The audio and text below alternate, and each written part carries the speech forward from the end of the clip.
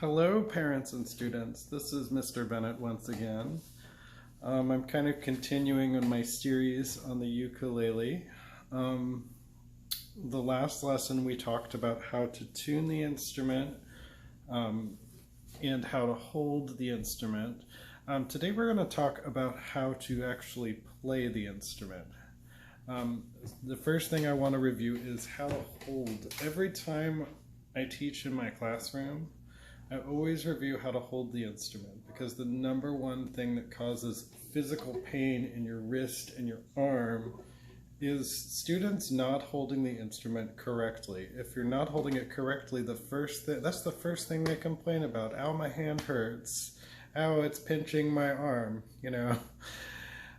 So the first thing, we talked about the different parts of the ukulele: the head, the neck, the body, right?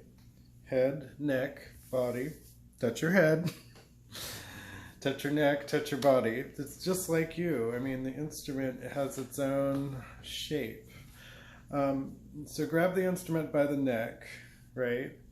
So you're going to hold it like this.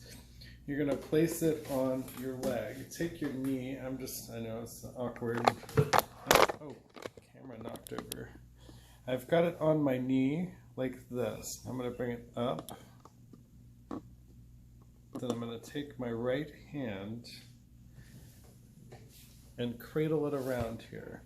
Now this needs to be so that it can move around. If I have the death grip on it, it's going to cause physical pain here, here, and even up in your shoulder. And trust me, you got to trust me on this, because I play this thing all day with almost every grade level throughout the school day, when we were in classes. Now, so we've gone over how to hold the instrument. So you should have you should be holding it in the neck with your left hand. You take your thumb or your index finger, and you're going to go at the bottom fret. Now mine looks a little bit different. I'm actually using my concert-sized ukulele. Yours will probably look something like this if your child has a soprano ukulele. On the soprano ukulele, you want to focus on this bottom fret, this curvy bottom fret. It's so funny. In my classroom, I'd use my laser pointer when the kids were not in the right spot. I'd shine the laser pointer right there, and it would help them. It helps your hand-eye coordination because you know where to go.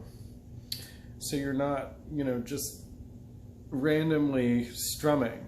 Now to strum, you take your thumb. Now the traditional Hawaiian method is to use your index finger. I like to use my thumb. You can use your thumb or your index finger. Doesn't really matter, whichever is more comfortable. And you're going to go on that bottom fret. You want to go straight across the key, I call them keys, straight across the strings, like that. If you're using your thumb, we're just going to practice a downward strum. Now you want a clean strum. If it's not clean, the strings won't sound. I like to use my thumb, right? Practice going up. Practice getting the downward strum first. We're going to do this for a little while. One sweeping motion. You don't want the instrument to have the ba-da-ba-da-da sound. You want it all to sound like one chord, right? Now go up.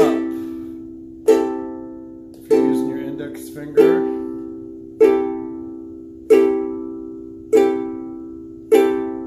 down. Let's try down up. Now we're going to go down.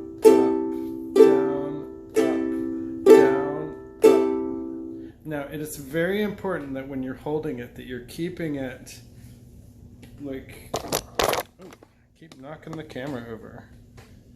It's very important that when you're holding it, that you keep this level. If this is turned, then your strum is going to be all jagged.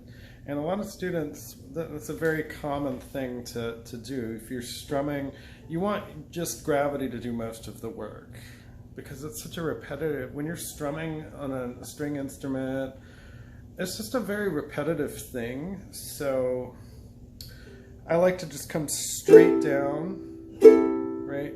And this, again, this kind of helps you. It's your guide, you know.